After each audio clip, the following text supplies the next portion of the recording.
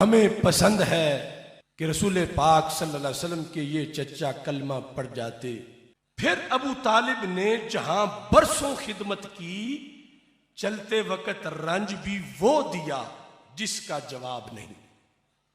چونکہ بخاری شریف میں سرکار نے پورا زور لگایا کہ چچا کلمہ پڑھ جاؤ تو میں آگے زندگی بھر کے سارے معاملات میں سنبھال لوں گا. یہ بخاری میں بار بار حدیث آئی. ہر چند حضور اقدس صلی اللہ علیہ وسلم نے کلمہ پڑھنے کو فرمایا، نہ پڑھنا تھا نہ پڑھا، جرم وہ کیا جس کی مغفرت نہیں. حضرت ابو طالب سے محبت کرنے کے لیے جلالی ہونا ضروری نہیں، حلالی ہونا ضروری. بہت اچھا ہو گیا یہ بات شروع ہو گئی، بڑا اچھا ہو گیا یہ بحث چھڑ گئی، بڑا اچھا ہو گیا یہ بات کھل گئی، بڑا اچھا ہو گیا کہ سام پٹیاری سے باہر آ گیا. اب بات ہر کسی تک جائے گی. اب صرف علی کے باپ پہ بات نہیں ہوگی، اب ہر کسی کے باپ پہ بات ہوگی. بہت اچھا ہو گیا مولوی تو نے یہ چیلنج کر دیا ہے. ہم مذہب آل محمد کی عزت کی قسم کھا کے کہتے ہیں، اس شیعہ قوم کی نوجوان نسل کی ترجمانی کرتے ہوئے میں ممبر آل محمد سے یہ جملہ کہہ رہا ہوں کہ اس ممبر سے لے کے سپریم کورٹ تک میری شیعہ قوم کا بچہ آنے کے لیے حاضر ہے. ہم پاکستان کا امن بھی چاہتے ہیں، ہم پاکستان کی سرحدوں کی حفاظت بھی چاہتے ہیں، ہم پاکستان میں فرقہ واریت بھی نہیں چاہتے. اگر یہ بات چیلنج کی ہوئی گئی ہے تو کسی اچھے معیار پہ، کسی اچھے ماحول میں یہ بات ہو ہی جانی چاہیے، یہ بات ایک دفعہ کھلی جانی چاہیے. علی کے باپ کے ایمان پہ بحث کرنے سے پہلے ہمیں پہلی 3 خلافتوں پہ جانا پڑے گا. ہمیں ہر ایک کے باپ کا ایمان چیک کرنا پڑے گا، ہمیں ہر ایک کے باپ کا شجرہ کھولنا پڑے گا. اور یہ میں ممبر پہ ہاتھ رکھ کے کہہ رہا ہوں کہ ہم علی کے باپ کا ایمان تجھے دکھا دیں گے، تمہیں اپنے پیروں کے باپ بھی کہیں چلیں گے.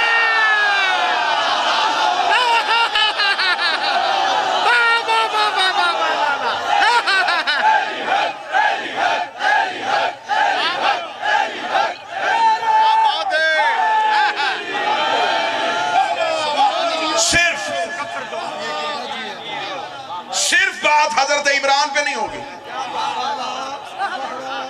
غلام بس بھائی بسم اللہ کریں. ہم صرف مذہب آل محمد کے لیے، ہم یہ تعریف و توصیف کے لیے نہیں آئے. ہم حفاظت بھی کرنا جانتے، ہم وکالت بھی کرنا جانتے. ہم وہ زبان خودی سے کھینچ لیں گے جو علی کے باپ پہ بھونکے گی. ایمان ابو طالب نہیں پڑھوں گا. ایمان ابو طالب وہ پڑھتا ہے جس کی نسل مشکوک ہو. ہمیں احسان ابو طالب پڑھنے ہیں. ہمیں دنیا کو بتانے ہیں کہ علی کے باپ کے احسان کتنے تھے. ساری بحثیں بعد میں ہوگی، کس نے کب کلمہ پڑھا تھا، کون کا مسلمان ہوا تھا. اگر قبول اسلام کے واقعے چھڑنے پہ آ گئے تو ابھی تو تمہاری کتابوں کی سیاہی بھی پھیکی نہیں ہوئی. ابھی تو تھوڑے عرصہ پہلے ہی تمہاری کتابوں میں سلیبس میں پڑھایا جاتا تھا ایک بہت بڑی شخصیت کا قبول اسلام کا واقعہ دینیات اسلامیت میں لکھا جاتا تھا. جب ایک بہت بڑا بندہ نبی کو قتل کرنے کے لیے اپنے گھر سے نکلا تھا، اسے رستے میں ایک بندے نے روک کے پوچھا تھا کہاں جا رہا ہے. اسے کہا عبداللہ کے بیٹے کو قتل کرنے جا رہا ہوں. اسے کہا اس سے قتل بعد میں کرنا، تیری بہن نے کلمہ پڑھ لیا ہے، پہلے بہن کے دروازے پہ جا. کتابوں میں لکھا وہ تلوار لے کے بہن کے دروازے پہ گئے. اندر سے بہن قرآن پڑھ رہی تھی. دروازے پہ کھڑے ہو کے انہوں نے بہن سے تلاوت سنی اور دل موم ہو گیا. 7 سال نبی قرآن پڑھتے رہے، کسی کا دل موم نہیں ہوا. بہن کی 4 آیتیں سن کے فوراً دل موم ہو گیا. اسے مردانہ ایمان نہیں کہتے، اسے زنانہ ایمان.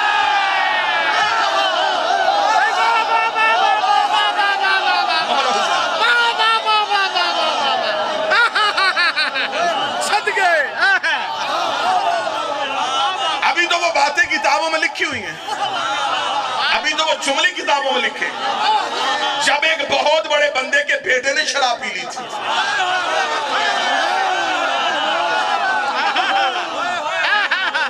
ہمیں نہ چھیڑو، ہم علی کے معاملے میں بڑے جذباتی ہیں.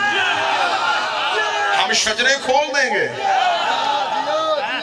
ہم صرف اولاد ابو طالب کے لیے نہیں، ہم حضرت ابو طالب کے لیے بھی ہم وقت آ.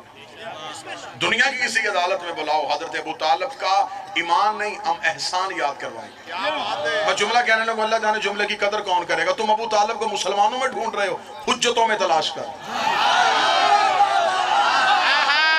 پیغمبروں میں تلاش کر. ابو طالب حضرت عیسیٰ سے لے کے نبی تک یہ جو درمیانی عرصہ ہے، اس سارے عرصے میں اللہ کی کون سی حجت تھی جو زمانے میں موجود رہی ہے؟ اور خدا کہتا ہے بغیر حجت کے لمحہ بھی زمین پہ گزارا نہیں ہو سکتا. حضرت عیسیٰ لے کے خاتم النبیین تک اگر کوئی درمیان میں نبی نہیں تو پھر کسی حجت کا تصور کو ماننا پڑے. حضرت ابو طالب حجت الہیہ ہے. حضرت ابو طالب کا علم سنایا جائے, حضرت ابو طالب کی شجاعت سنائی جائے, حضرت ابو طالب کا عرفان سنایا جائے. رات میں نے ملتان میں یہ جملہ کہا تھا, حضرت ابو طالب کا علم دیکھنے کے لیے صرف دیوان ابو طالب پڑھ لیا جائے. تو دیوان ابو طالب کے لیے میں یہ جملہ کہوں گا کہ دیوان ابو طالب کا یہی تعارف ہے کہ اس دیوان ابو طالب کے بیٹے کا نام نہج البلاغہ ہے. اتنی فصاحت ہے دیوان ابو طالب میں. صرف ایک چیز کا جواب ہمیں ان مولویوں سے لے کے دیکھ لو, یہ سفید داڑھی والے ہیں یا سرخ داڑھی والے ہیں, ہمیں ان سے صرف ایک سوال کا جواب چاہیے. ہمیں صرف یہ بتاؤ کہ اسلام کی پہلی دعوت کس کے گھر ہوئی تھی؟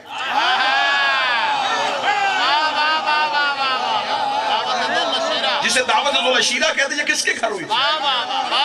یہ حضرت ابو طالب کے گھر ہوئی تھی. اب اسی مولوی کے سر پہ قرآن رکھ کے پوچھ کے حضرت ابو طالب کا گھر کہاں تھا؟ مکہ میں. اللہ کا اپنا گھر کہاں تھا؟ مکہ میں. تو جس کا اپنا ڈیرا ہو وہ ساتھ والے کی بیٹھ کر نہیں کھلواتا. جب اللہ کا اپنا گھر موجود تھا تو بات حضرت ابو طالب کی حویلی میں کیوں کی؟ آج 1400 سال کے بعد ان حرامی مولویوں کو پتہ چل گیا کہ ابو طالب نے کلمہ نہیں پڑھا تھا. کیا اللہ کو نہیں پتا تھا کہ حضرت ابو طالب نے کلمہ نہیں پڑھنا؟ خدا کو کیا ضرورت تھی ابو طالب کے احسان لینے کی؟ خدا نے کہا نام میرا محمد, میری بات ہے ابو طالب کے گھر میں ہونی چاہیے. بات لا الہ کی تھی, ہو ابو طالب کے گھر میں رہی ہے. بات محمد رسول اللہ کی تھی, ہو ابو طالب کے گھر میں رہی ہے. میرے مالک جب تیرا گھر موجود ہے, تو نے 2 نبیوں سے مزدوری کر کے بنوایا تھا. نبی سے کہتا کعبے کے قریب آ جاتا, کعبے کی دیوار پہ ہاتھ رکھتا, تیری توحید کی بات کرتا, اپنی رسالت کی بات کرتا. اس زمانے میں جچتی بھی کہ اللہ کی بات ہی اللہ کے گھر میں ہوئی, نبی کی بات ہی اللہ کے گھر میں ہوئی. بات اللہ کی تھی, ہو ابو طالب کے گھر رہی ہے. بات رسول کی تھی, ہو ابو طالب کے گھر رہی ہے. جب ہم نے مولویوں سے پوچھا کہ بتاؤ اللہ کی بات اللہ کے گھر میں کیوں نہیں ہوئی, انہوں نے کہا مجبوری تھی. مجبوری کیا تھی؟ انہوں نے کہا تب کعبہ میں بت تھے, تب کعبہ میں بت تھے, تب کعبہ میں بت تھے. ڈوب کے مر جا, رحمان کے گھر بت تھے, عمران کے گھر بت نہیں.